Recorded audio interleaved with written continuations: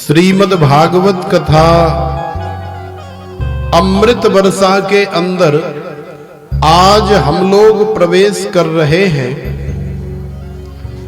आज की कथा बड़ी दिव्य कथा है, आनंद प्रदान करने वाली कथा है, क्योंकि आज की कथा के माध्यम से नंद के लाला भगवान गोविंद हमारे जीवन में आने वाले हैं। तो प्रेम से बोलो राधे राधे। देखो शरीर प्रतिक्षण मर रहा है, इसलिए नाम जप भगवान का जब तक हमारी सांस रहे तब तक छूटना नहीं चाहिए। श्वास श्वास पर नाम जप वृथा श्वास नहीं खोए, ना जाने या श्वास की आवन होए न होए। जिंदगी जब तक रहेगी फुर्सत न होगी काम से, कुछ समय ऐसा निकालो प्रेम कर लो राम से। तो थोड़ा सा समय हमें अपने जीवन से, चूंकि भगवान ने बड़ी कृपा करके बड़ी दया करके, अहो अमीसाम किम कार्य शोभनम प्रसन्न येषाम स्विदुत स्वयं हरि, यैर जन्म लब्धम निसुभारताजिरे मुकुंद सैवो पैकम स्पृहाहे नः। भगवान गोविंद ने मुकुंद ने बड़ी दया करके आपको ये मानव शरीर प्रदान किया है।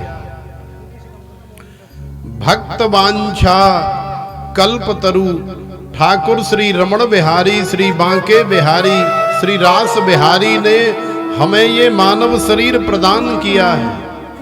इसलिए हमारे जीवन में भक्त भक्ति भगवंत गुरु चतुर नाम वपुए,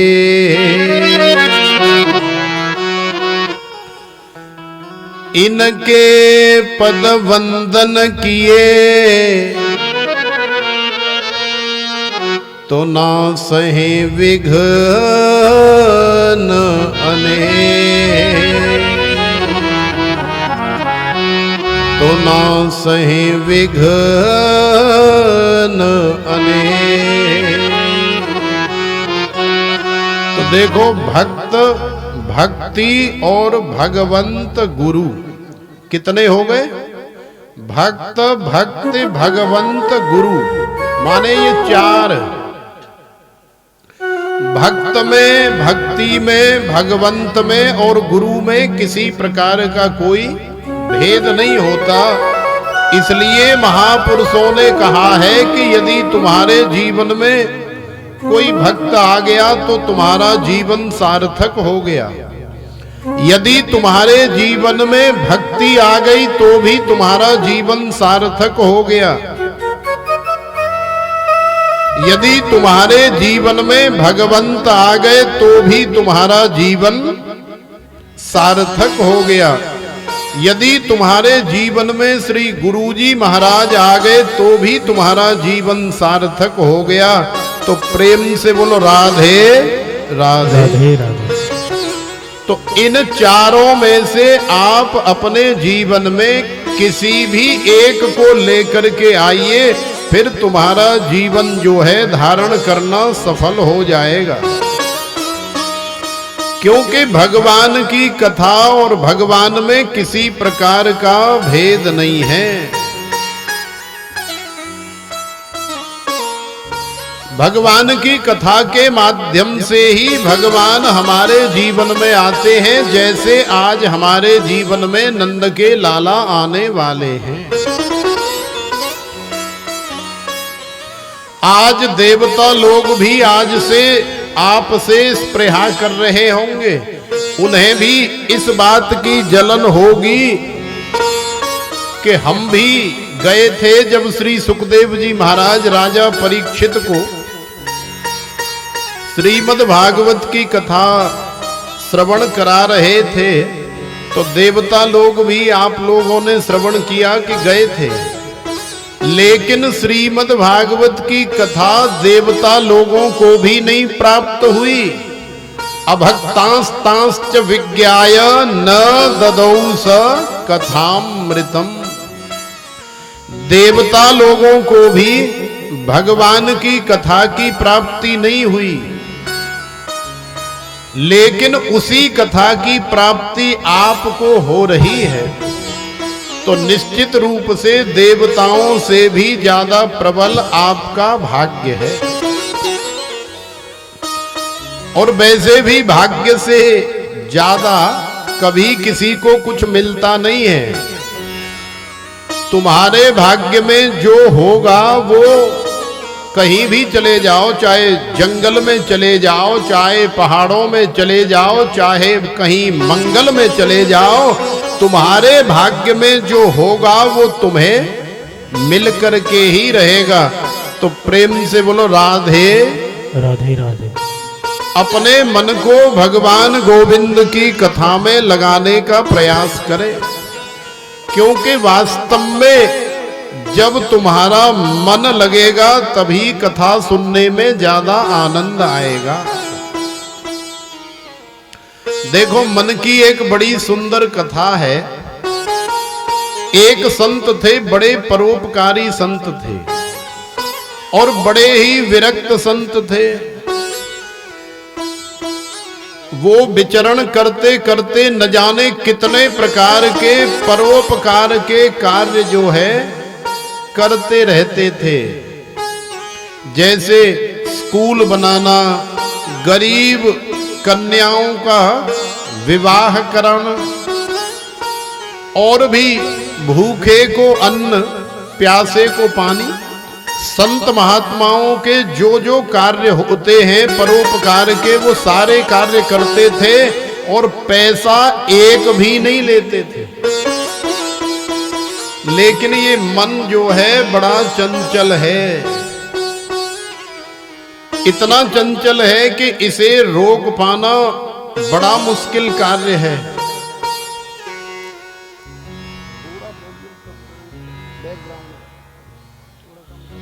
ये मन जो है इतना चंचल है कि इसे रोक पाना बहुत मुश्किल है।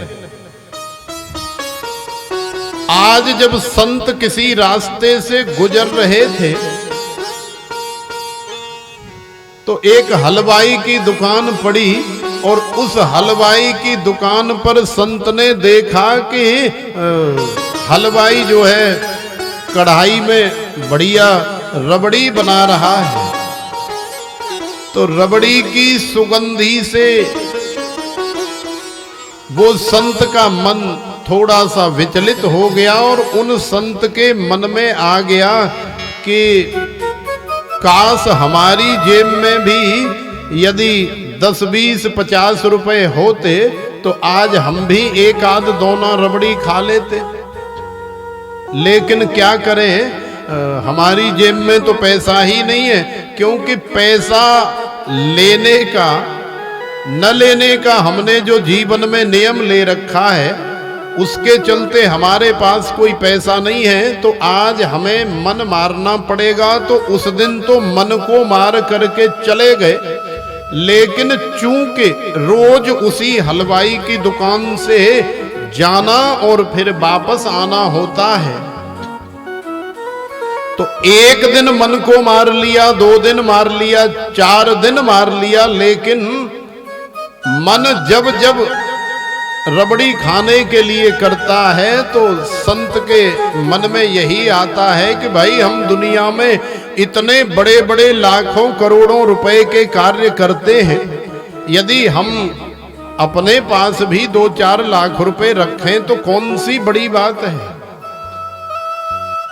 तो उन्होंने सोचा कि चलो अब की बार जब भी हमारे पास लोगों की सेवा आएगी परोपकार के लिए, तो उसमें से 90% हम सेवा में लगाएंगे और कम से कम 10% अपने खर्चे पानी के लिए रखेंगे। कभी मान लो मन कर रहा है रबड़ी खाने के लिए तो रबड़ी खा ली, कभी खोए के लड्डू या बर्फी खाने के लिए कर रहा है तो वो खा लिया, बढ़िया कपड़े पहनने के लिए कर रहा है तो बढ़िया कपड़े पहन लिए। तो संत ने ऐसा ही किया।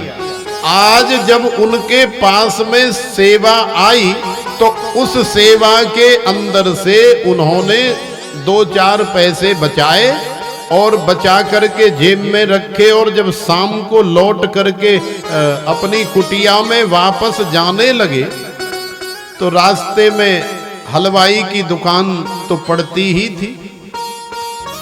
हलवाई की दुकान के सामने खड़े हो गए और खड़े होकर के कहने लगे, अरे भैया जरा 1 दोना रबड़ी हमें भी दे देना। तो देखो हलवाई ने बढ़िया दोना चकाचक रबड़ी का भर करके उन संत के हाथ में थमा दिया। अब संत के हाथ में रबड़ी का दोना है और उस रबड़ी के दोना को देख करके संत सोच रहे हैं कि अरे मूर्खानंद, तेरा इतना जीवन व्यतीत हो गया, तेरे पास किसी भी भक्त का दिया गया बहुत सारा धन करोड़ों की संख्या में आया और संपूर्ण धन तूने परोपकार में लगा दिया, लेकिन आज इस 100 ग्राम 200 ग्राम रबड़ी के चक्कर में तू ऐसा आ गया कि तेरा मन जो है बेईमान हो गया। तो ये मेरी गलती नहीं है, ये संत की गलती नहीं है, ये मन का स्वभाव है। भाई अब हमने लाल कपड़े पहने हैं एक अलग बात है, लेकिन शरीर तो वही है। इस शरीर ने भी आप माता बहनों के बीच से ही किसी माता बहन के गर्भ से इस शरीर ने जन्म लिया है। तो तन और मन जो है सबका एक जैसा ही होता है। जो अपने मन को समझा लेता है, जो मार लेता है, जो अपने मन को काबू में कर लेता है, वही वास्तव में संत है, वही वास्तव में महापुरुष है। और जो नहीं समझा पाता है वो साधारण जन है। तो रबड़ी का दोना संत के हाथ में है और उस दोना को देख करके वो अपने मन को समझाने का प्रयास कर रहे हैं कि अरे दुष्ट, अरे मूर्ख मन, तूने आज मेरी बहुत किरकिरी कराई है। भले ही दुनिया को नहीं पता कि किसी ने मुझे 100 रुपए दिए हैं तो उसके 100 रुपए में से 10 रुपए मैंने अपनी जेब में रखे हैं, भले ही उसे नहीं पता, लेकिन मैं भगवान को क्या जवाब दूंगा। मैं अपनी नजरों में तो गिर गया तेरे कारण। आज तूने मेरी नजरों में मेरी किरकिरी की है तो ले, आज मैं तेरी भी किरकिरी करूंगा। तो संत ने नीचे हाथ डाला। ब्रज में बहुत सारी रज तो होती ही है, एक मुट्ठी रज भरी और वो दोना में ऐसे डाल दी और बढ़िया उंगली से ऐसे मिला दी। ले अब खा तू रबड़ी। तो देखो ये मन तो ऐसा है कि बहुत बड़े बड़े संतों को, बहुत बड़े बड़े विरक्त महापुरुषों को भी लपेट देता है। लेकिन आज उन संत की मन ने किरकिरी करी तो वो संत चूंकि विवेकवान थे, वैराग्यवान थे, विरक्त संत थे, इसलिए समय रहते उन्होंने अपने मन की किरकिरी कर दी। तो हम भी कभी कभी अपने मन की किरकिरी किया करें, क्योंकि जब तक हम अपने मन की किरकिरी नहीं करेंगे ना, तब तक हमारे जीवन का कल्याण होने वाला नहीं है। तो प्रेम से बोलो राधे राधे राधे। अब जब रबड़ी के अंदर एक मुट्ठी रज मिल गई, धूल मिट्टी मिल गई, तो फिर दुनिया का ऐसा कौन सा मुंह है, कौन सा ऐसा मन है कि मिट्टी मिली हुई, रज मिली हुई रबड़ी को खाएगा। आखिरकार संत को वो रबड़ी फेंकनी पड़ी और उसके बाद में फिर जीवन में जहां जहां नाजायज उनका मन किया, उन्होंने अपने मन की कभी नहीं मानी। तो देखो हमारा भी मन जो है संसार में न जाने क्या क्या नाजायज करने कराने के लिए हमसे कहता है, हमें भगवान की कथा में आने से भी रोकता है। लेकिन फिर भी आप अपने मन की कभी कभी किरकिरी करके और भगवान की कथा में आकर के आनंद लिया करो, क्योंकि वास्तव में इसी से तुम्हारा जीवन मंगलमय बनेगा। इसी से भगवान गोविंद तुम्हारे जीवन में आएंगे। तो प्रेम से बोलो राधे राधे राधे। आज की जो कथा है वो बड़ी परम पावन कथा है। इस कथा से भगवान श्री राम हमारे जीवन में आएंगे और इसी कथा से भगवान श्री कृष्ण नंद के लाला हमारे जीवन में आएंगे। लेकिन कब आएंगे? जब हम अपने नंद के लाला को निहारेंगे, जब हम इन्हें देखेंगे, इनकी कैसी आंखें हैं, इनकी कैसी नाक है, इनकी कैसी सूरत है, इनका कैसा रंग है, इनका कैसा रूप है। तो भगवान गोविंद को निहारने के बाद ही भगवान हमारे जीवन में आते हैं। तो आइए, बड़ा सुंदर सा भाव है। इस भाव के माध्यम से हम अपने लाला को, सांवरिया सरकार को निहारने का प्रयास करें।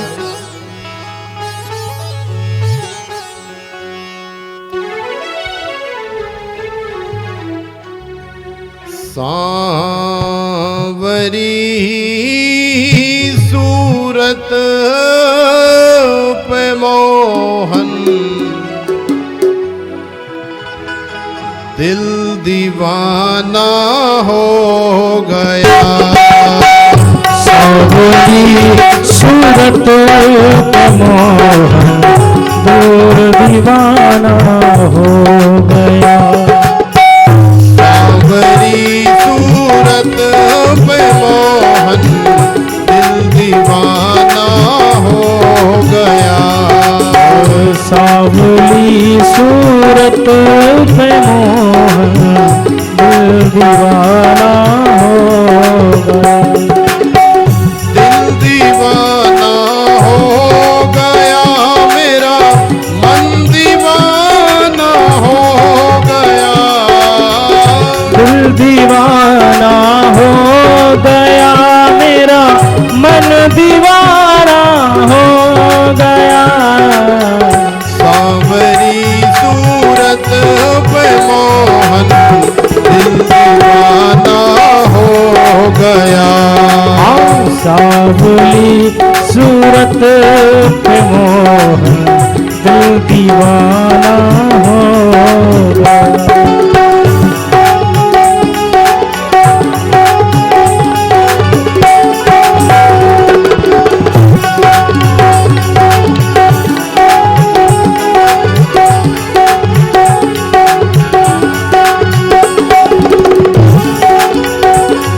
सांवरिया सरकार की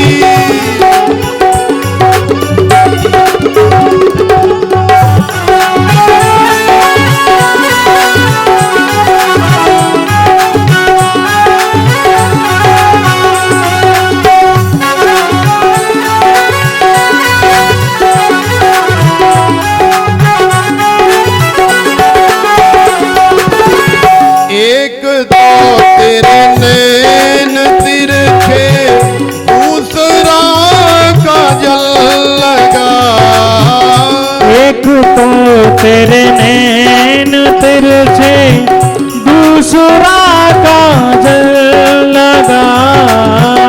एक तो तेरे नैन तिरछे दूसरा काजल लगा।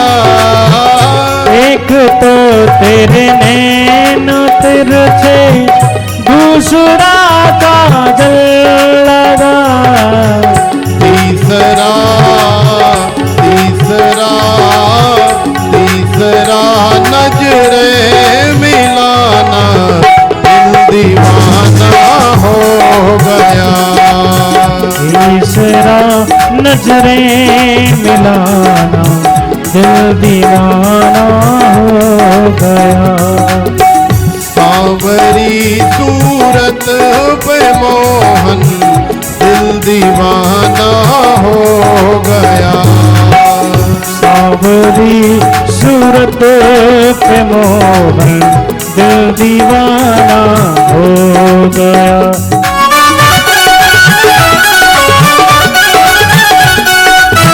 आनंद लेते हुए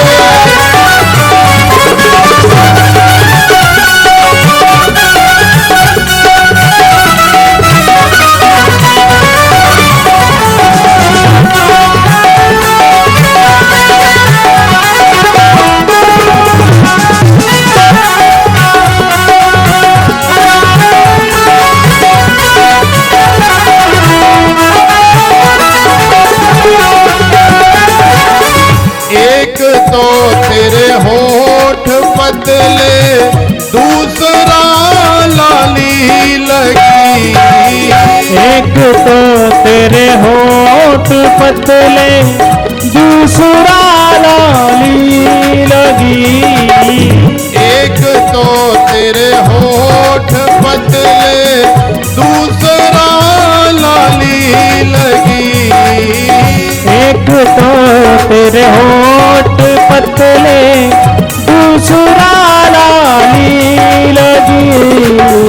तीसरा तीसरा तीसरा तेरा मुस्कुराना दिल दीवाना हो गया।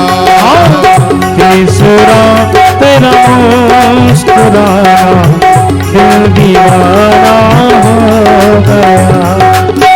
सांवरी सूरत पे मोहन दिल दीवाना हो गया। सावली सूरत पे मोहन दिल दीवाना हो गया।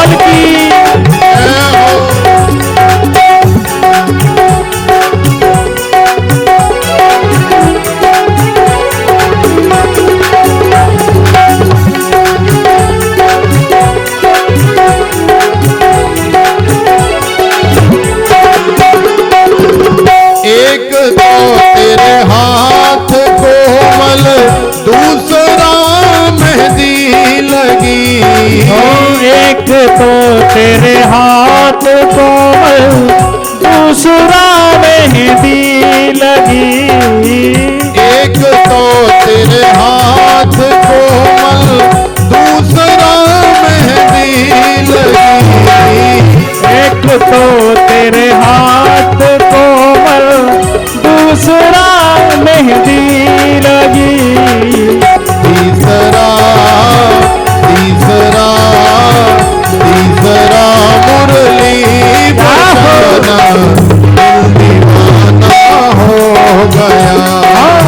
तीसरा मुरली बजाना दिल दीवाना हो गया। सांवरी पे मोहन दिल दीवाना हो जाहो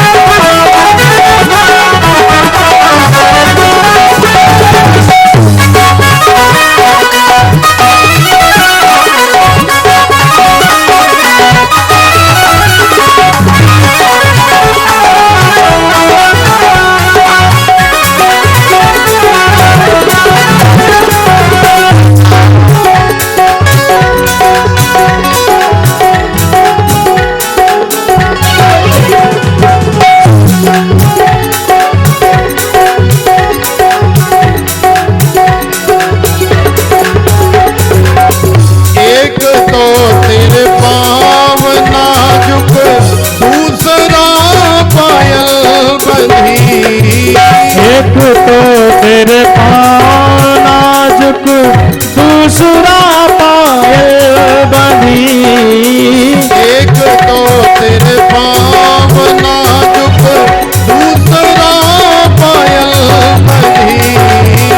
एक तो तेरे पाँव नाजुक दूसरा पायल बंधी तीसरा तीसरा तीसरा घुंघरू बजाना दीवाना हो गया तीसरा घुंघरू बजाना दिल दीवाना हो गया हरी सूरत पे मोहन दिल दीवाना हो गया सांवली सूरत पे मोहन दिल दीवाना हो गया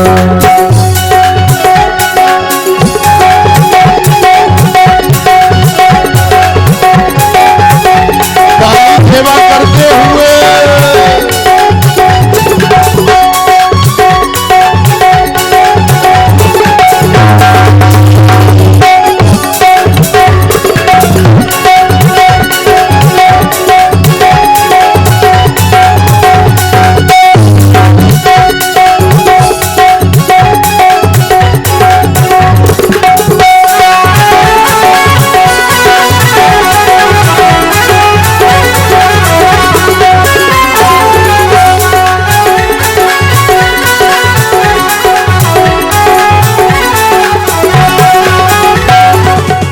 एक तो तेरे भोग 56 दूसरा माखन धरा एक तो तेरे भोग 56 दूसरा माखन धरा एक तो तेरे भोग 56 दूसरा माखन धरा एक तो तेरे भोग 56 दूसरा माखन धरा तीसरा तीसरा तीसरा खिचड़े का खाना दिल दीवाना हो गया तीसरा खिचड़े का खाना दिल दीवाना हो गया सांवरी सूरत पे मोहन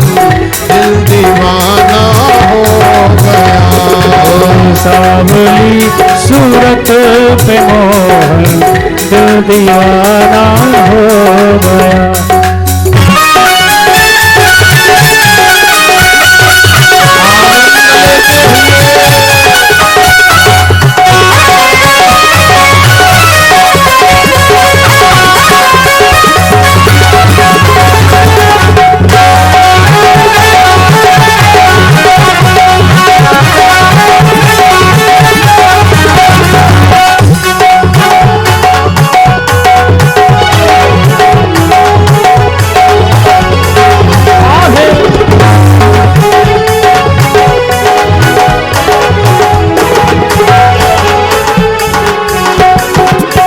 एक तो तेरे साथ राधा दूसरा रुक रुक्मणी खड़ी।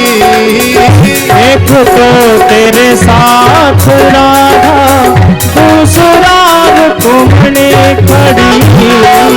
एक तो तेरे साथ राधा, दूसरा रुक्मणी खड़ी।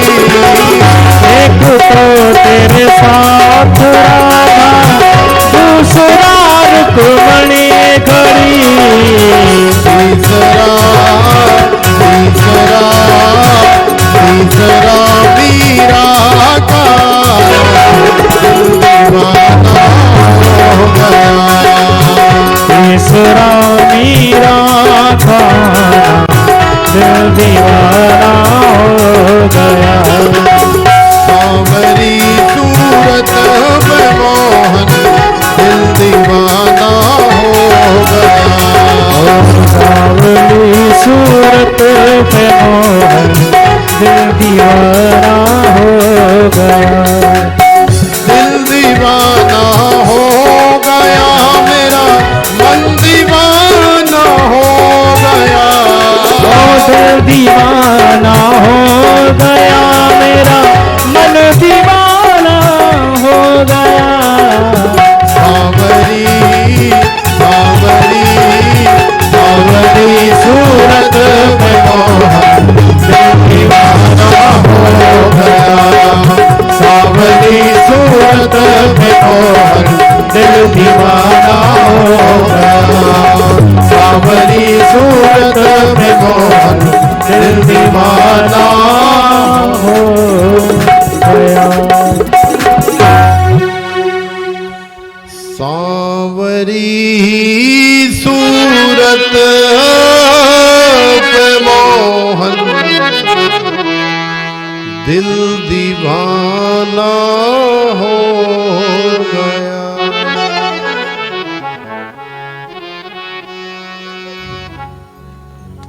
बोलिए श्री रमण बिहारी लाल की जय हो। तो देखो, जब आप हमारे बांके बिहारी सांवरिया सरकार की सूरत को निहारेंगी या निहारेंगे, तो वो नंद के लाला बन करके हमारे जीवन में चले आएंगे।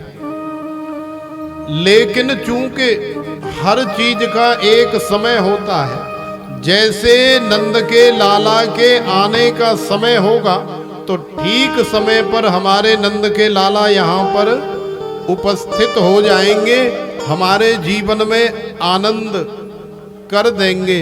तो प्रेम से बोलो राधे राधे राधे राधे। श्रीमद् भागवत में भगवान के अनेकों भक्तों के चरित्र हैं। उन्हीं में से परम पावन जो चरित्र है, वो भगवान के परम लाडले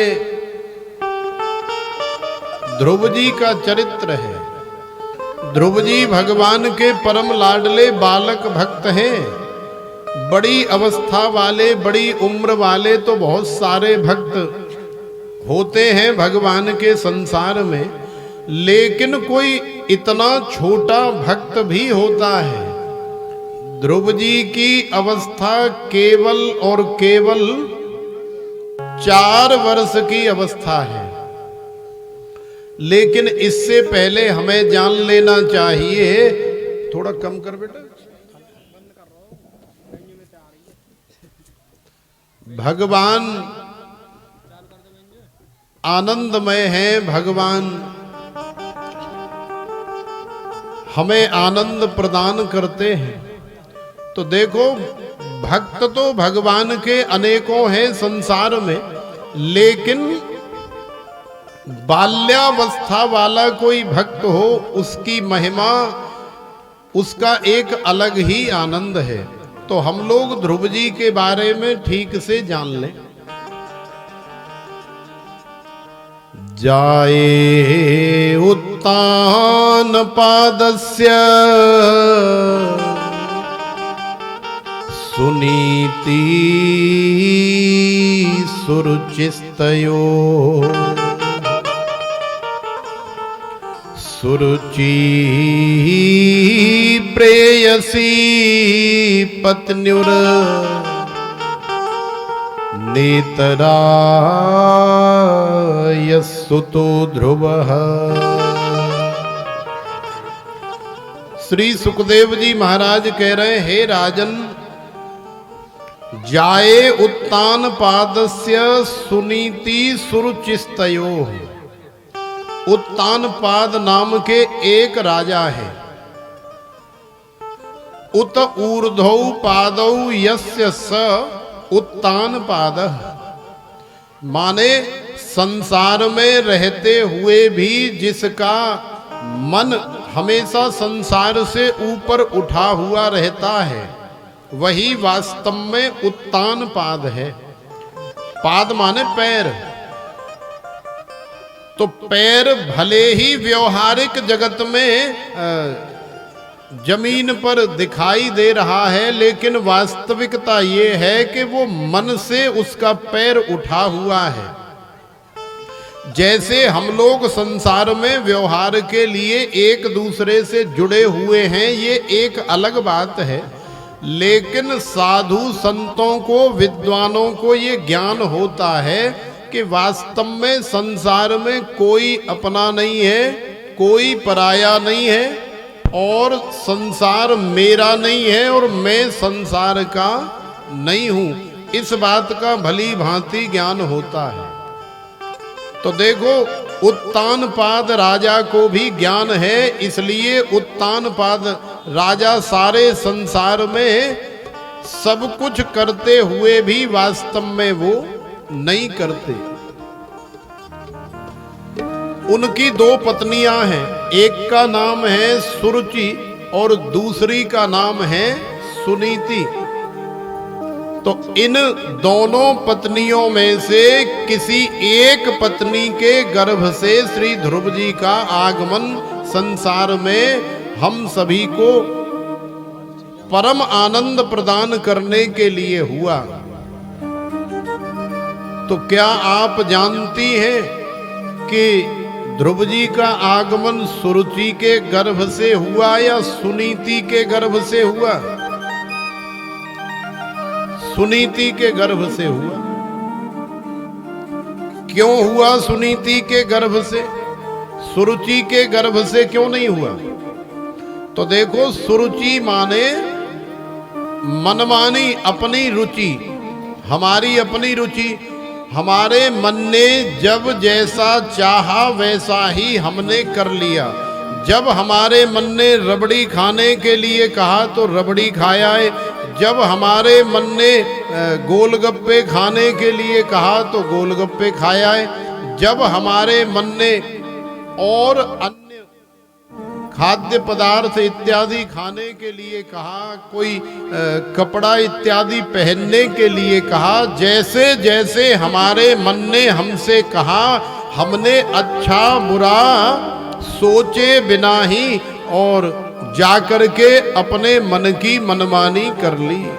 तो इसका क्या नाम है? इसका नाम है सुरुचि। माने हमारी स्वयं की जो रुचि है वही वास्तव में सुरुचि है। तो प्रेम से बोलो राधे राधे। और सुनीति क्या है? सुनीति जिसके जीवन में सुंदर नीति है, सुष्ठु नीति सुनीति। जिसके जीवन में सदाचार है, जिसका आचरण बहुत पवित्र है, जिसका व्यवहार बहुत शुद्ध है, सात्विक है। द्वार पर कोई अतिथि आ जाए तो सेवा करती है, सत्कार करती है, वंदन अभिनंदन करती है।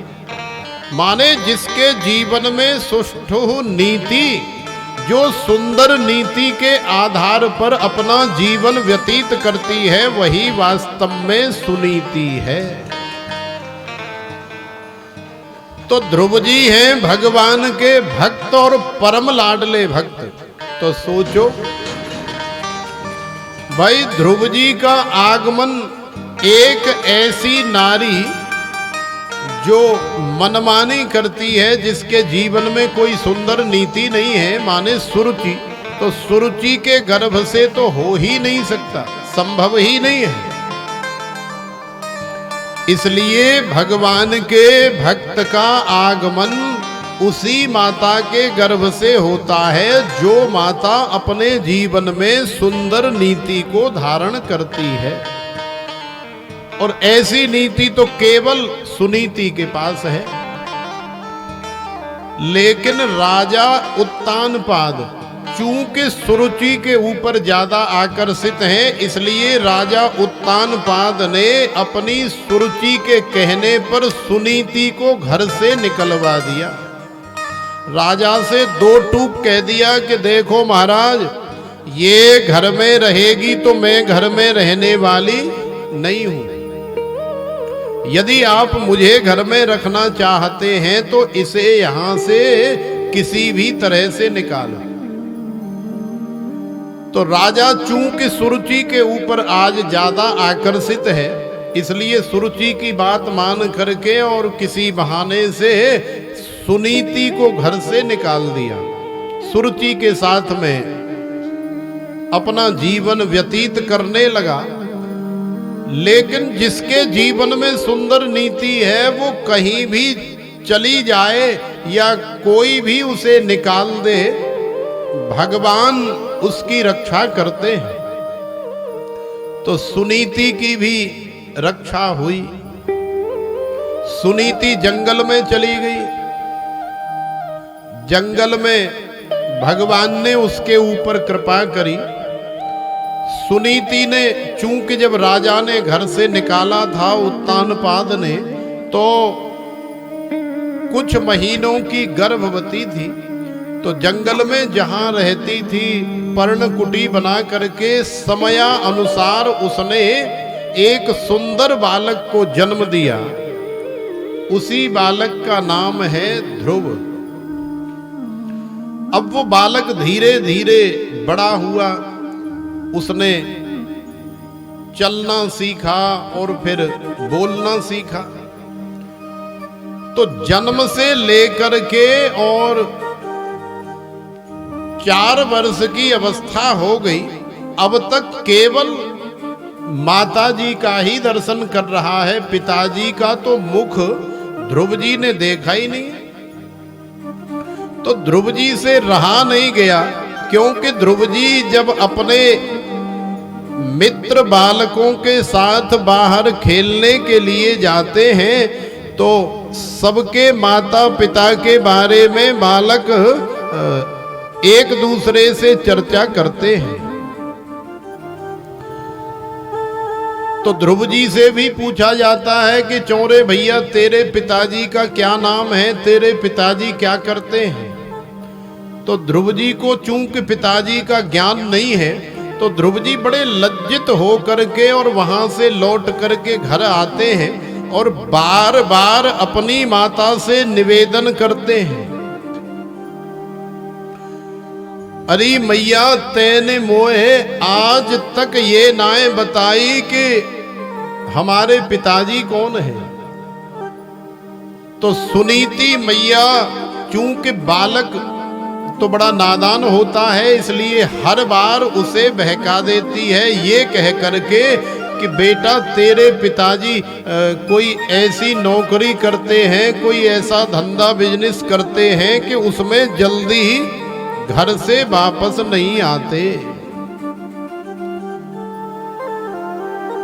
जल्दी घर में आना नहीं होता है, इसलिए तेरे पिताजी आएंगे, कोई बात नहीं, तू क्यों चिंता कर रहा है, क्यों परेशान हो रहा है।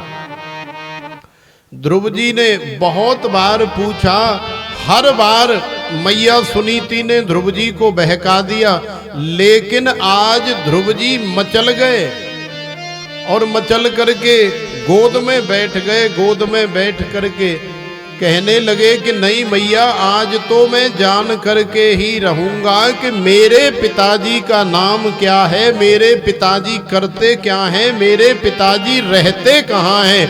क्यों?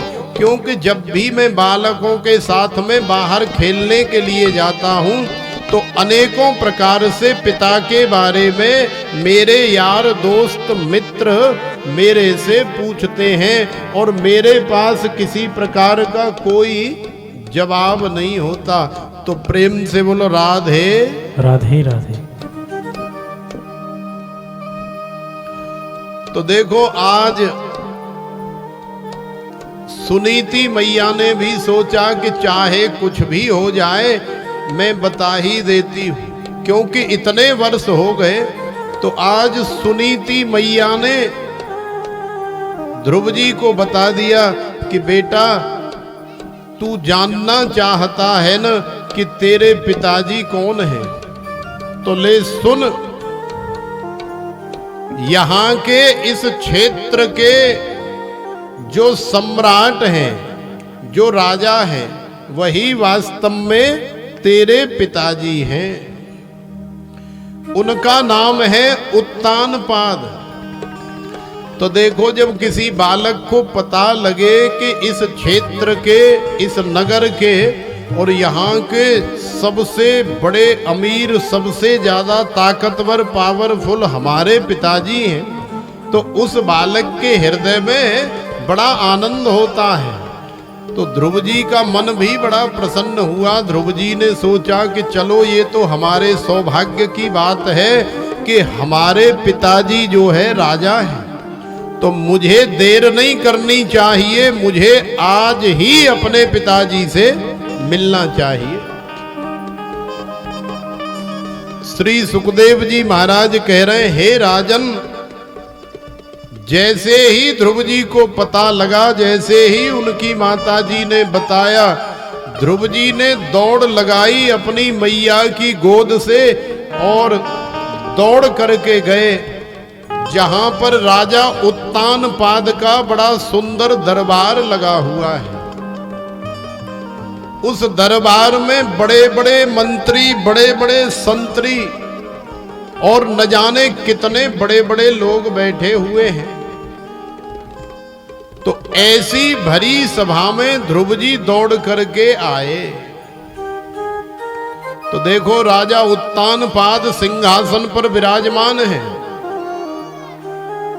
सुरुचि बगल में बैठी हुई है और ध्रुव जी भरी सभा, भरे दरबार में पिताजी पिताजी पिताजी कह करके दौड़ रहे हैं अपने पिता की गोद में जाने के लिए। और आज उत्तानपाद का हृदय भी द्रवीभूत हो गया। उसने अपना परम सुंदर बालक देखा तो उसके अंदर भी पिता वाली जो ममता होती है बालक के लिए, वो जागृत हो गई। भाई पिता के लिए तो उसका बालक चाहे कैसा भी हो, उसकी नजर में तो वो अच्छा ही होता है। भूल गया वो ये सब कि मैंने अपनी गर्भवती पत्नी को धक्के मार करके घर से निकाल दिया था, भूल गया। अपने लाला ध्रुव को देख करके बड़ा प्रसन्न हुआ और उसने अपनी भुजाएं, अपनी बाहें ऐसे खोल दी कि अब अपने सीने से लगा करके ध्रुव जी को, उस ज्वाला को, उस आग को ठंडी करेगा जिसमें वो कई वर्षों से जल रहा है कि न जाने कैसी होगी सुनीति और न जाने किस बालक को या बालिका को उसने जन्म दिया होगा, उसका क्या हाल होगा, कैसा होगा। लेकिन उसकी मजबूरी ये है कि सुरुचि नहीं चाहती कि सुनीति उसके साथ रहे, इसलिए वो रख भी नहीं सकता। तो आज अपने बालक ध्रुव को देख करके बड़ा प्रसन्न हुआ और ऐसे भुजाएं खोल दी। लेकिन जैसे ही ध्रुव जी गोद में बैठने के लिए पास आए, लिपटने के लिए पास आए, गले लगने के लिए पास आए, इतनी देर में बगल में बैठी हुई सुरुचि ने ध्रुव जी की भुजा पकड़ ली। ए बालक, तेरी इतनी हिम्मत कहां से आया है, कौन है, और तेरी इतनी हिम्मत भरी सभा में और इतने बड़े राजा कि गले लगने का प्रयास कर रहा है, गोद में बैठना चाह रहा है। कौन है तू, कहां से आया है? तो ध्रुव जी ने बड़े प्रेम के साथ कहा, अरे मैया तुम हमको नहीं जानती हो, ये जो राजा हैं ये हमारे पिताजी हैं। अब जैसे ही पता लगा कि ये सुनीति का बालक है तो और ज्यादा वो सुरुचि अंदर से चिढ़ गई कि अरे राम राम, ये इतना बड़ा हो गया, कहीं पुत्र के मोह में राजा न पिघल जाए, इसलिए डांटना फटकारना प्रारंभ कर दिया। और डांटते डांटते सुरुचि के मुंह से निकल गया कि देख बालक, यदि तू इस राजा की गोद में बैठना चाहता है तो तुझे एक कार्य करना पड़ेगा। कौन सा कार्य? तपसाराध्य पुरुषम तस्यैवानुग्रहेण में गर्भे त्वं साधयात्मानं यदि इच्छसि निपासनम्। यदि तू इस राजा की गोद में बैठना चाहता है तो तुझे ये कार्य करना पड़ेगा कि तू जंगल में जा और जंगल में जा करके तपसाराध्य पुरुषम तस्यैवानुग्रहेण में, माने तपस्या के आराध्य भगवान श्री हरि, भगवान गोविंद को प्रसन्न कर, तपस्या कर, उनका भजन बंदगी साधना करके भगवान जब तेरे सामने प्रकट हो जाएं तो भगवान से फिर वरदान मांगना। हे गोविंद, हे गोपाल, हे बांके बिहारी, मेरे ऊपर ऐसी कृपा करो, मुझे ऐसा वरदान दे दो कि मैं सुरुचि के गर्भ से जन्म लूं। श्री सुखदेव जी महाराज कह रहे हैं, हे राजन, आज सुरुचि ने ध्रुव जी के साथ में भगवान का भी अपमान कर दिया। देखो, जिस गर्भ से छूटने के लिए हम लोग कथा कराते हैं, कथा सुनते हैं, भजन करते हैं, बंदगी करते हैं, साधना करते हैं, किस लिए? ताकि इस संसार में आकर के बार बार जन्म लेना और बार बार मरना, बार बार गर्भ में आना न पड़े, इसलिए। लेकिन सुरुचि ने तो आज अपने गर्भ को इतना बड़ा बता दिया कि उसके गर्भ में आने के लिए भगवान की तपस्या करनी पड़ेगी। तो श्री सुखदेव जी महाराज कह रहे हैं, हे राजन, सुरुचि ने केवल ध्रुव जी का अपमान नहीं किया, ध्रुव जी के साथ साथ भगवान का भी अपमान कर दिया। खैर कोई बात नहीं, ध्रुव जी बेचारे रुष्ट हुए। सुरुचि ने राजा को गले लगाने नहीं दिया और डांट करके फटकार करके ध्रुव जी को भगा दिया। ध्रुव जी चूंकि बालक हैं, केवल 4 वर्ष की अवस्था है, रुष्ट हो करके दौड़ करके अपनी माता के पास आए और अपनी माता सुनीति के हृदय से जाकर के लिपट गए, रोने लगे, कहने लगे, मैया आज मेरे साथ ऐसा ऐसा हुआ। तो मैया ने समझाया, बेटा कोई बात नहीं, ठीक ही तो कहा है। अरे तेरी छोटी माता है, मैं बड़ी हूं, उसने ठीक ही तो कहा है।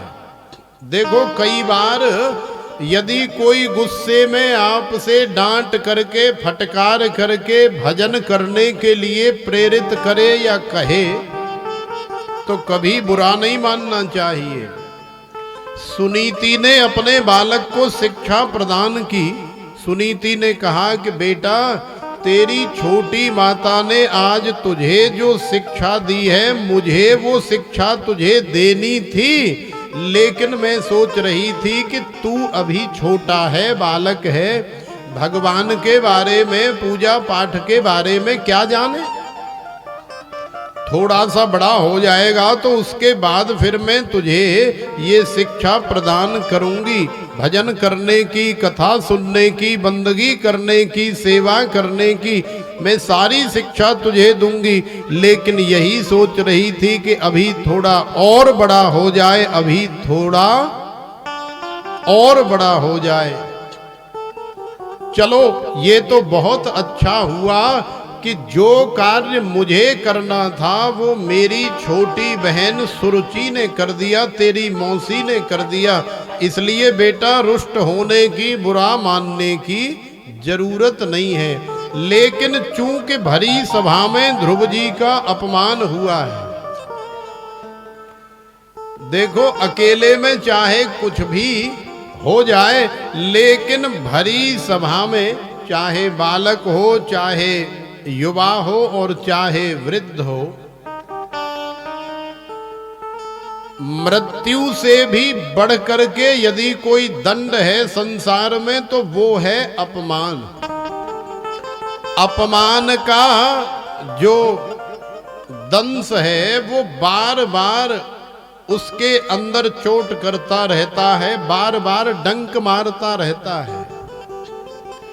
इसलिए चाहे बालक हो, चाहे युवा हो और चाहे वृद्ध हो, 4 लोगों के सामने, 10 लोगों के सामने या भरी सभा में किसी का भी अपमान नहीं करना चाहिए। तो ध्रुव जी के हृदय में बात तो लग गई कि बोले नहीं, मेरी मौसी ने, मेरी छोटी माता ने मेरे साथ ठीक नहीं किया। सुनीति ने बहुत समझाया, बेटा सही कहा है, तू तपसाराध्य भगवान श्री हरि का जंगल में जाकर के भजन कर, साधना कर।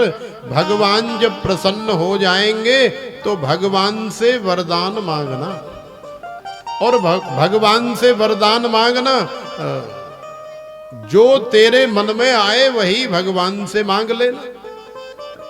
तो ध्रुव जी ने कहा, अरे माता, मैं तो सोच रहा था कि शायद आप मेरा साथ दोगी, लेकिन आप भी छोटी माता के साथ में मिली हुई हो, आप भी उसी की भाषा बोल रही हो, मेरा साथ कोई नहीं दे रहा है। खैर कोई बात नहीं, मुझे ये बताओ कि ये भगवान है क्या, भजन कैसे किया जाता है, साधना कैसे की जाती है, और भगवान कैसे प्रकट होते हैं, मुझे बताओ तो सही।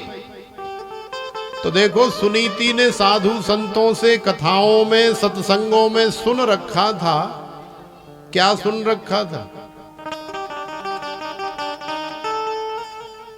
हरि व्यापक सर्वत्र समाना, प्रेमत प्रकट हो हे में जाना।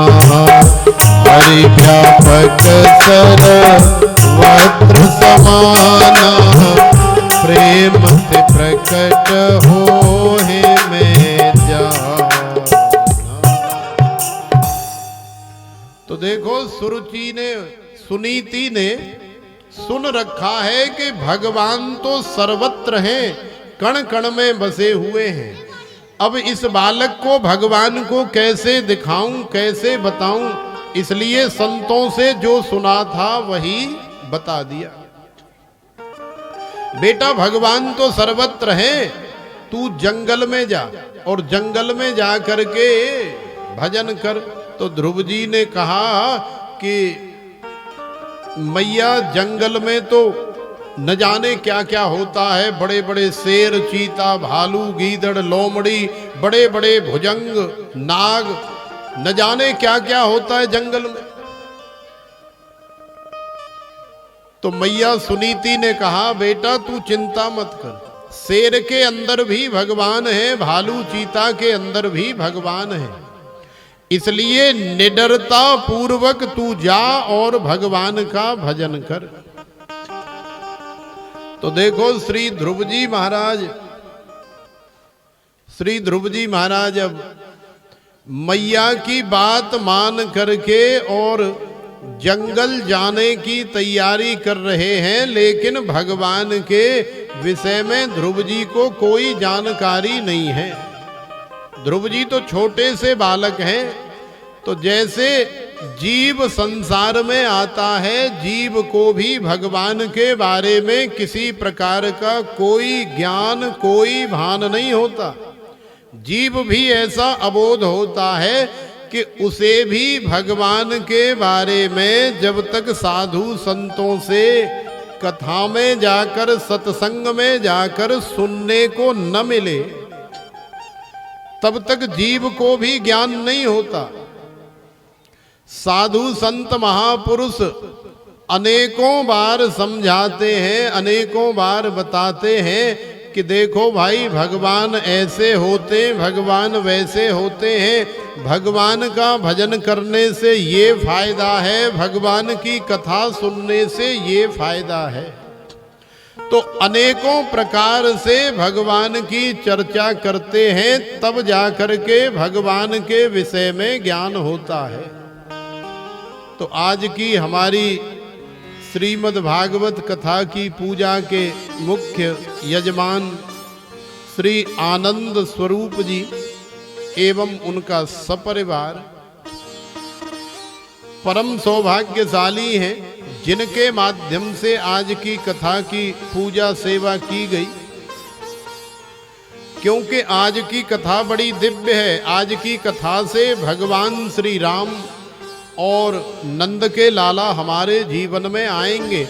लेकिन भगवान तभी हमारे जीवन में आते हैं जब हमारे जीवन में भगवान के भक्तों का आगमन होता है।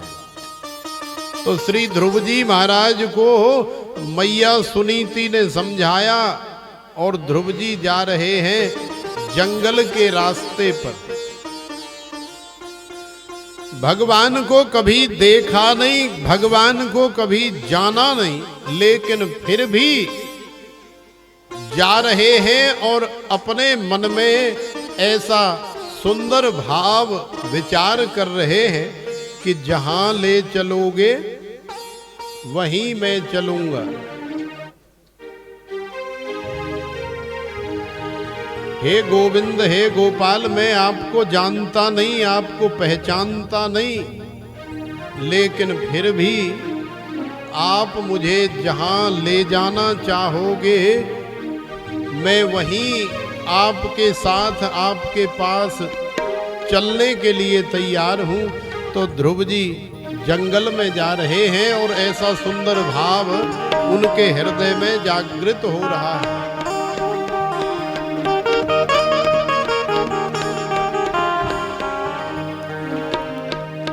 जहां ले चलोगे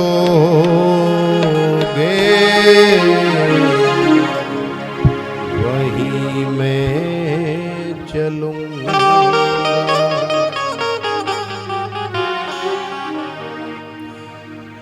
जहां ले चलोगे वहीं मैं चलूंगा।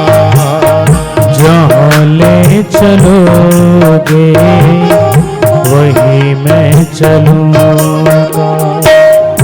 जहाँ ले चलोगे वहीं मैं चलूँगा। जहाँ ले चलोगे वहीं मैं चलूँगा। जहाँ नाथ रख दोगे, जहाँ नाथ रख दोगे, जहाँ नाथ रख दोगे, जहाँ नाथ रख दोगे वहीं मैं रहूँगा। जहाँ ले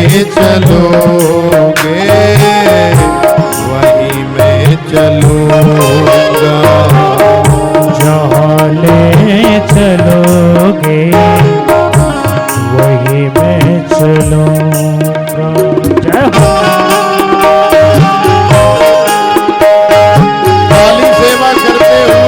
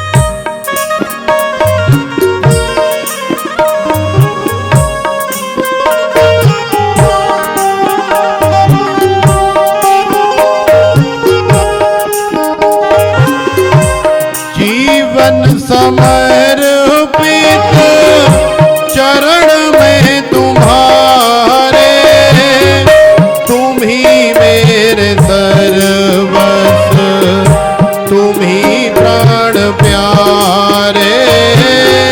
ये जीवन समर्पित चरण में तुम्हारे, तुम ही मेरे सर्वस्व, तुम ही प्राण प्यारे। ये जीवन समर्पित चरण में तुम्हारे, तुम ही मेरे सर्वस्व, तुम ही प्राण प्यारे। ये जीवन समर्पित चरण में तुम्हारे, तुम ही मेरे सर्वस्व, तुम ही प्राण प्यारे। तुम्हें छोड़ कर ना, तुम्हें छोड़ कर ना, तुम्हें छोड़ कर ना, तुम्हें छोड़ कर ना, किससे कहूँगा जहाँ ले चलोगे वहीं मैं चलूँगा। जहाँ ले चलोगे वहीं मैं चलूँ।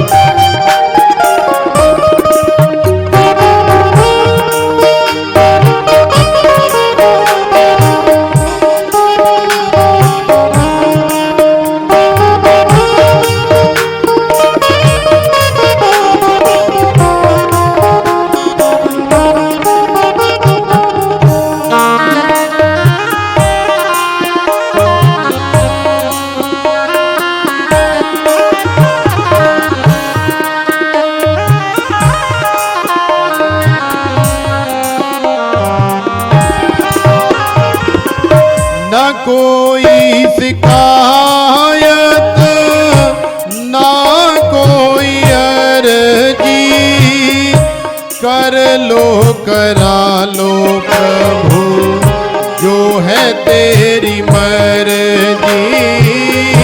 न कोई शिकायत न कोई अर्जी, कर लो करा लो भगवान जो भी तेरी मर्जी।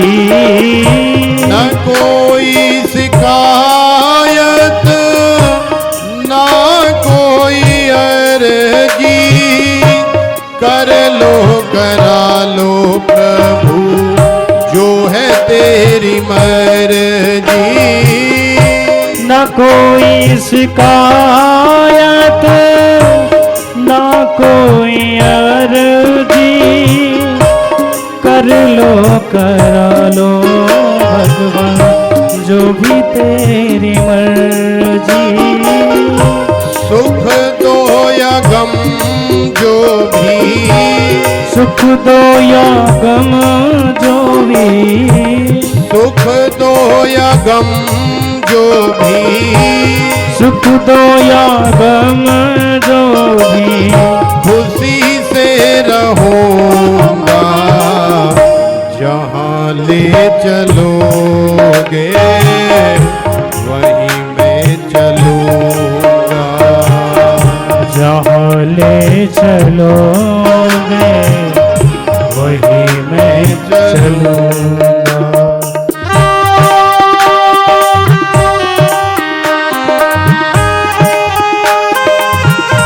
ताली सेवा करते हुए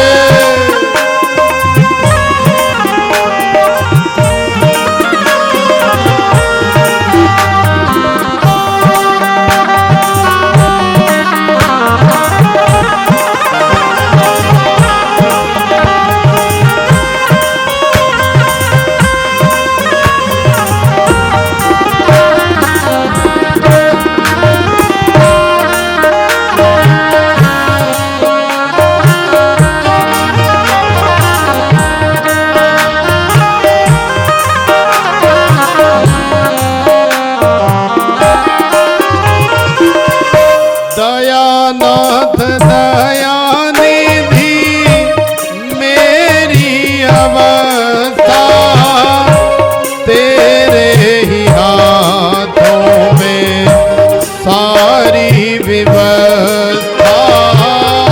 दयानाथ दयानिधि मेरी अवस्था तेरे ही हाथों में मेरी व्यवस्था। दयानाथ दयानिधि मेरी अवस्था तेरे ही हाथों में सारी व्यवस्था। दयानाथ दयानिधि मेरी अवस्था तेरे ही हाथों में सारी व्यवस्था। जैसे कहोगे तुम, जैसे कहोगे प्रभु, जैसे कहोगे तुम, जैसे कहोगे तुम, वैसे करूँगा जहाँ ले चलोगे वहीं मैं चलूँगा। जहाँ ले चलोगे वहीं मैं चलूँगा।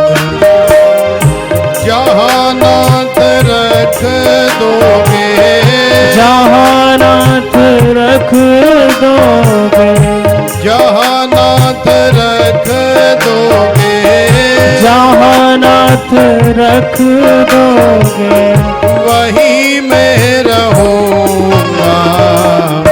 जहाँ ले चलोगे वहीं मैं चलूँगा। जहाँ ले चलोगे वहीं मैं रहूँगा। जहाँ ले चलोगे वहीं मैं चलूँगा। जहाँ ले चलोगे वहीं मैं चलूँगा। जहाँ ले चलोगे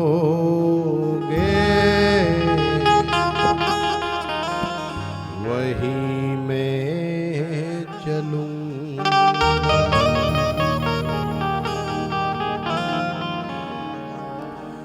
बोलिए श्री बांके बिहारी लाल की।